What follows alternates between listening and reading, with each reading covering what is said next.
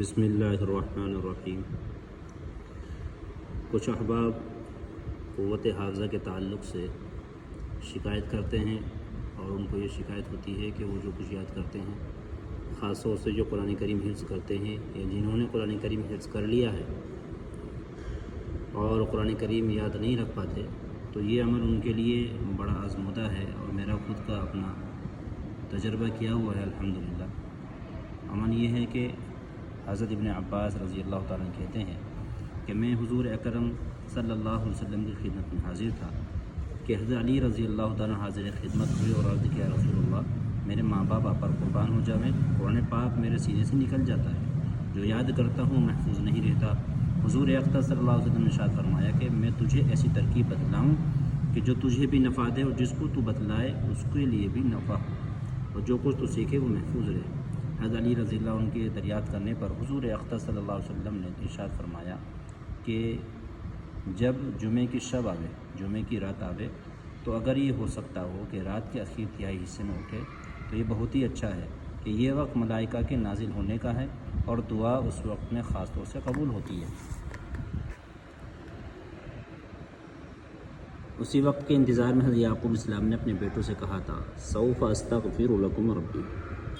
ان قریب میں تمہارے لیے اپنے رب سے مغفرت طلب کروں گا، یعنی جمعے کی رات کو۔ بس اگر اس وقت میں جاگنا دشوار ہو تو آدھی رات کے وقت، اور یہ بھی نہ ہو سکے تو پھر شروع ہی رات میں کھڑا ہو اور 4 رکعت نفل اس طرح پڑھے کہ پہلی رکعت میں سورہ فاتحہ کے بعد سورہ یاسین شریف پڑھے،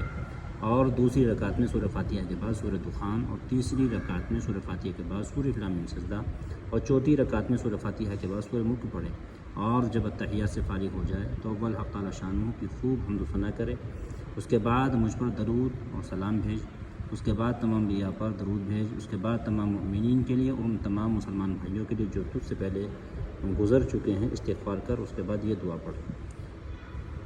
دعا یہ ہے، اللہ الحمدللہ رب العالمین عدد خلقہ و رضا نفسہ و زینت عرشہ و مداد کلماتہ،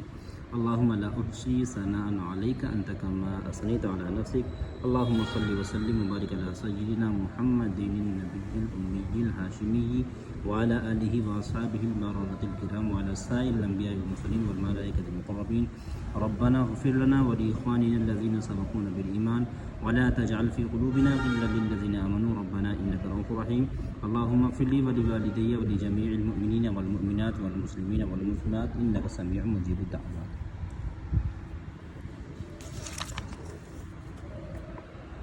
اس کے بعد یہ دعا پڑھے جو حضور اقدس صلی اللہ علیہ وسلم نے حدیث والا میں حضرت علی رضی اللہ تعالیٰ عنہ کو تعلیم فرمائی، اللہم ارحمنی بترک المعاصی ابدا ما ابقیتنی وارحمنی ان اتکلف ما لا یعنینی وارزقنی حسن النظر فیما یرضیک عنی، اللہم بدیع السماوات والارض ذا الجلال والاکرام والعزة التي لا ترام، اسألك یا اللہ یا رحمن بجلالک ونور وجهک ان تلزم قلبی حفظ کتابک کما علمتنی وارزقنی ان اقرأه على النحو الذي يرضيك عني، اللهم بديع السماوات والارض ذا الجلال والاكرام والعزة التي لا ترام، اسألك يا الله يا رحمن بجلالك ونور وجهك ان تنور بكتابك بصري وان تطلق به لساني وان تفرج به عن قلبي وان تشرح به صدري وان تغسل به بدني، فإنه لا يعينني على الحق غيرك ولا يؤتيه إلا أنت ولا حول ولا قوة إلا بالله العلي العظيم۔ پھر حضور اقدس صلی اللہ علیہ وسلم ارشاد فرمائے کہ علی اس عمل کو 3 جمعے یا 5 جمعے یا 7 جمعے کر انشاءاللہ دعا ضرور قبول کی جائے گی، قسم ہے اس ذات پاک کی جس نے مجھے نبی بنا کر بھیجا ہے کہ کسی مومن سے بھی قبولیت دعا نہ چوکے گی۔ حضرت ابن عباس رضی اللہ عنہ کہتے ہیں کہ علی رضی اللہ عنہ کو 5 یا 7 ہی جمعے گزرے ہوں گے کہ وہ حضور صلی اللہ علیہ وسلم کی مجلس میں حاضر ہوئے اور ذکر رسول اللہ، پہلے میں تقریباً 4 آیتیں پڑھتا تھا اور وہ بھی مجھے یاد نہ ہوتی تھی، اور اب تقریباً 40 آیتیں پڑھتا ہوں اور ایسی ازبر یاد ہو جاتی ہیں کہ گویا قرآن شریف میرے سامنے کھلا ہوا رکھا ہے، اور پہلے میں حدیث سنتا تھا اور جب اس کو دوبارہ کہتا تو ذہن میں نہیں رہتی تھی، اور اب احادیث سنتا ہوں اور جب دوسروں سے نقل کرتا ہوں تو ایک بھی لفظ نہیں چھوٹتا۔ حق تعالی شانہ اپنی رحمت ابھی اپنے نبی کے رحمت کے طفیل مجھے بھی قرآن و حدیث کی حفظ کی توفیق عطا فرماوے اور تمہیں بھی۔